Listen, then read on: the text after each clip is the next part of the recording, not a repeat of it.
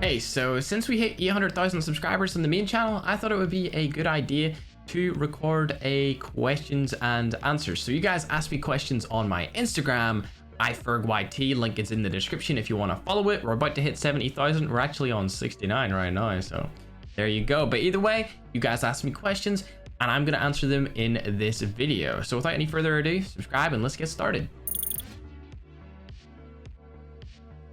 Right, so the first questions are from Oxnest.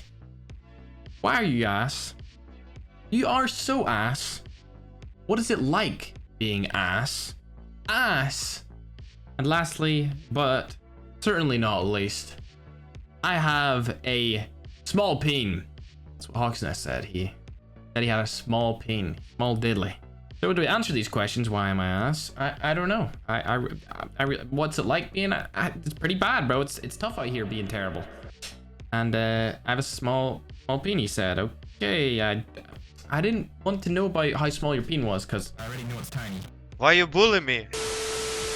Either way, let's move on. What do you wish to achieve in life? How's your quarantine? Do you have any regrets? No regrets, because if I wanted to change anything that I've done with my life, which would make them a regret, then I wouldn't be where I am. My life in quarantine is going pretty good. It's sometimes a little bit tedious being in the house all the time, but it's all good. And what do I wish to achieve in life?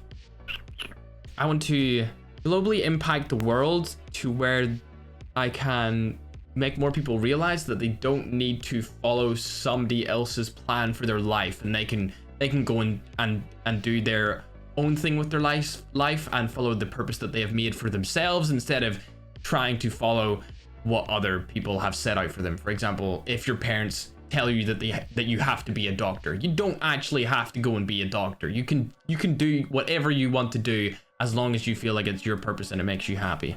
As long as I can inspire more people to do that, hopefully by diversifying my content into different avenues and then obviously growing the brand up, and then I'll probably make a few companies around it, and that's the main goal. That's the end goal pretty much. But we are a couple of decades away from where the end goal probably is. But yes, that is it. What type of car do you have currently? I don't own a car. The car that I drive is actually my dad's car. And the first car that I want to get is a Tesla. That's why you see me doing a couple of sponsored videos on my main channel currently, because I really want to buy a Tesla when I move to the States, so that I have a car when I move there. And obviously, being that it would be my first car, it'd be pretty cool to have an electric vehicle as my first car.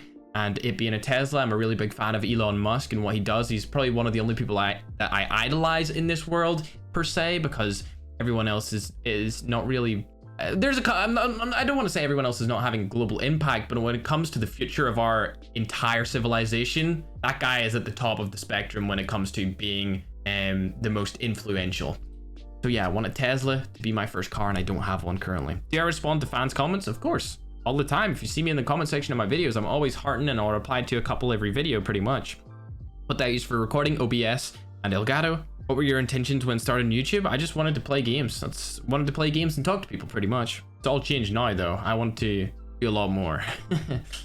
What inspired you to be a YouTuber, and when did you struggle when you tried? The old people I used to watch back from 2009 up until I would say 2015, 16 are the people who really inspired me to be a YouTuber. And did you struggle when you tried?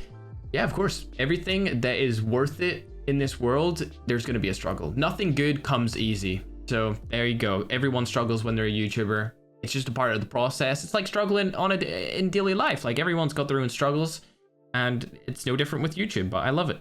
Did you ever doubt your success on YouTube or ever wanted to quit? Never wanted to quit, because all I ever wanted to do was be a YouTuber. Did I ever doubt my success? I don't think doubt's the right word, but I always, if you doubt yourself, like obviously there's sometimes you doubt yourself and it's here and there, but it goes so fast if all you ever wanted to be was what you're trying to be. You know what I mean? Like, the doubt will go away so quickly if it's like, dude, this is the only thing I ever wanted to do in my life, so why would I be doubting myself? You know, that's my response to that. What are you gonna play when if COD is dead? I'll probably change games like I always do. I always just change games. Came from Clash Royale, went to Rules of Survival, then went to Fortnite Mobile, then went back to Rules of Survival, then went to Cyber Hunter, back to Rules of Survival, and then now I'm in Call of Duty Mobile. How hyped are you for 1 million subs, bro? Dude, I cannot wait for 1 million subs, bro. It's gonna be crazy. That's like literally my dream when I was a kid watching YouTubers. Like, damn, 1 million subs, that's crazy. And now we're actually possibly gonna get there. Well, I don't want to say possibly because we're gonna get there, all right? Social Blade is saying that we're probably gonna get there in the next 2 to 3 months, which is nuts. How to be pro. All right, so I'm gonna lay it out easy for you guys to understand. This might take 3 minutes, it might take 5 or 6 minutes to get through this. There's three things for me personally that I think you need in order to be a professional player, at least in the mobile community. I have a professional past, so you can see this as me giving you some authentic advice because I have no plans to go professional in any other game. So why would I give you guys any knowledge or information that I have that would be false? So straight off the bat, game sense, huge. The way you can improve game sense is probably by watching others. You want to be watching the best players in the world, seeing what they're doing inside of their games in order to win certain gunfights, certain maps, certain game modes, and basically learn their playstyle. There's a lot of different playstyles that you can play, but the best players in the world just adapt to anything that happens on the fly while they are playing their best game. Being a very good adapter is a lot to do with game sense, and I feel like game sense is a very underrated thing, and it's not really talked about at all. I've talked about it quite a few times in my videos, but yes, game sense definitely number one. You need to have a high game IQ, or you're not going to be able to be one of the best players in the world. You need to understand how games work. You need to be able to get into the head of your opponents and understand what they will probably do in the situation that you are playing against them in, whether it's a 1v1, a 1v2, anything like that.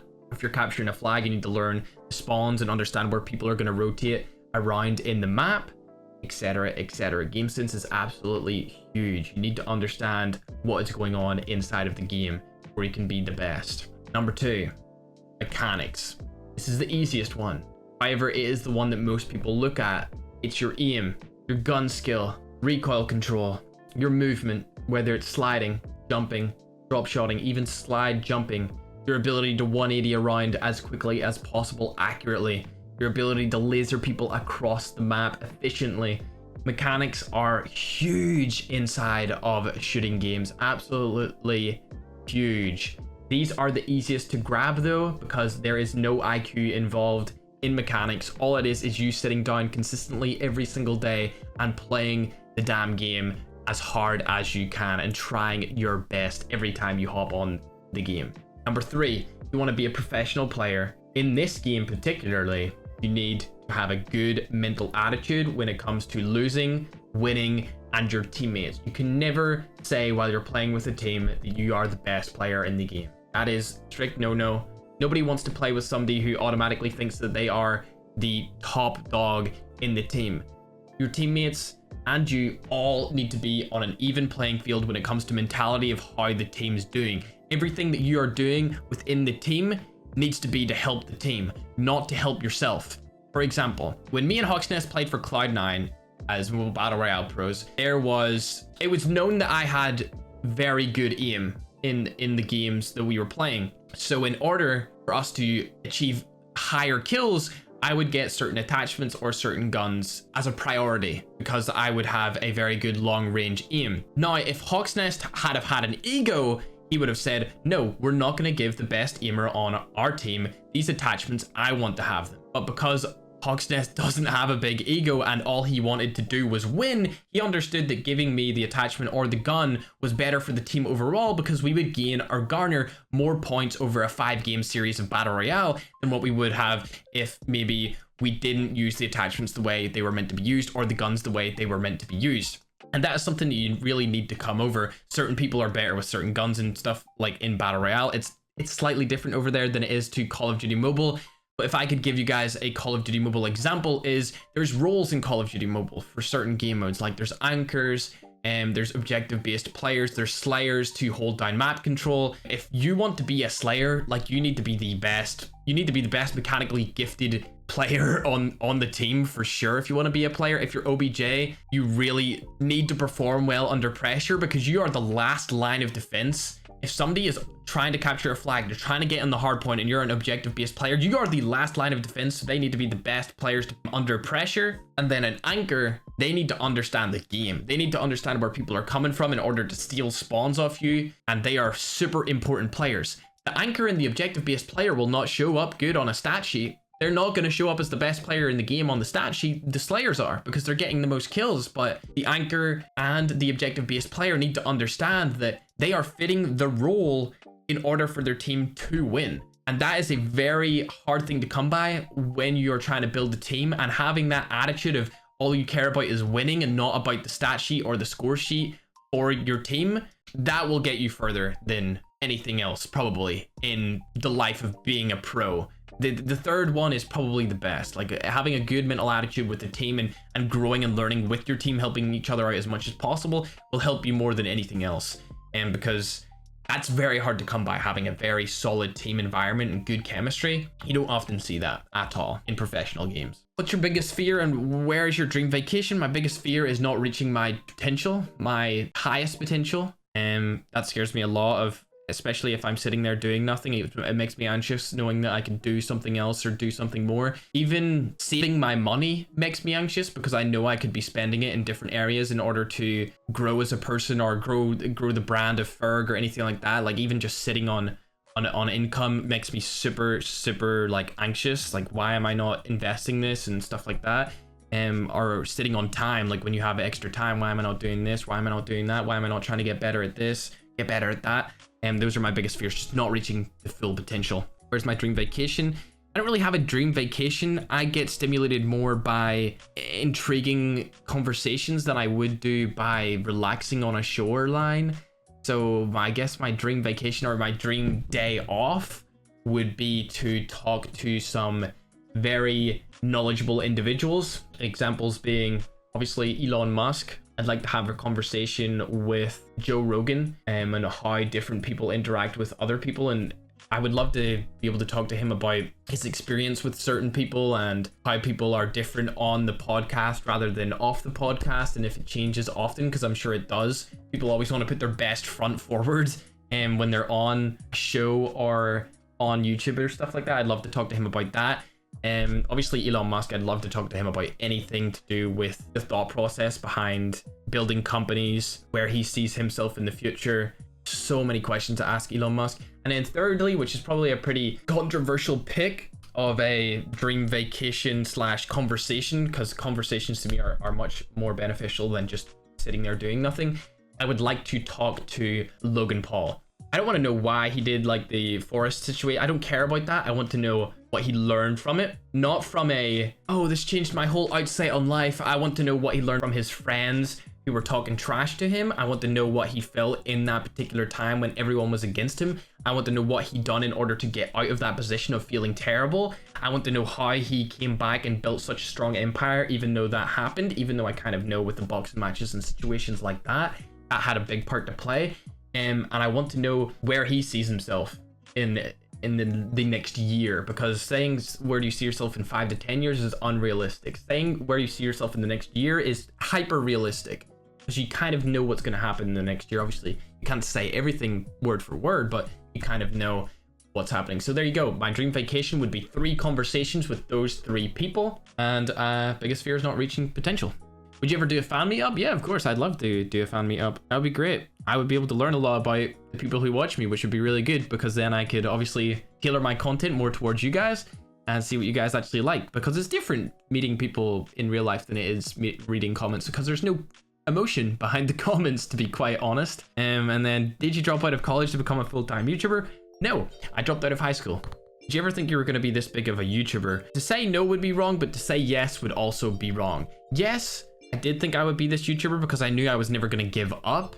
All I ever wanted to do was be a YouTuber. But then again, no, because when you first start out, you're like, wow, those guys are so far up here and I'm so far down there. I'm never going to get there. But if you're your own biggest fan, then the chances are that you're gonna get there. And one piece of advice I would give you guys, if you are ever trying to follow a dream, is to write it down. Write down exactly what you want, because that's what I do. Whether it's in your notes on your phone or on a sheet of paper, write it down and try and make your life revolve around it, I guess. Lastly but not least, Did you play games before COD M? Yes, of course. I played the Halos. I played Project Gotham Racing. I played Midtown Madness. I played Call of Duties on console from Call of Duty 3 the whole way up to Advanced Warfare. I played CSGO, played Minecraft, played Team Fortress 2. I played The Simpsons Hit and Run. I played Simpsons Road Rage. I played the Cars game on the Wii. Oh my gosh, I played Mario Kart on Wii. I played Mario Kart on the DS. Oh, those games were great. Grand Theft Auto 5. Oh my gosh, dude. All those games, dude, are so good. Holy. Rules of Survival, Cyber Hunter, Fortnite Mobile, Clash of Clans, Clash Royale, COD Mobile. Obviously, we're talking about games that I played before then. Doodle Jump on your phone. There's a bunch of games that I get. There's too many games. I played too many games, mostly first-person shooters. So many games. Either way, that's gonna wrap up today's video. If you enjoyed it, make sure to smash a like. Comment down below what you thought about the answers that I gave to the boards, the questions. The title of it's probably gonna be around the pro question because that will get people into the video. Either way, hope you enjoyed it. Subscribe if you guys are new. Love you all. Hope you enjoyed the camera quality. And without further ado, let's roll the outro. Bye.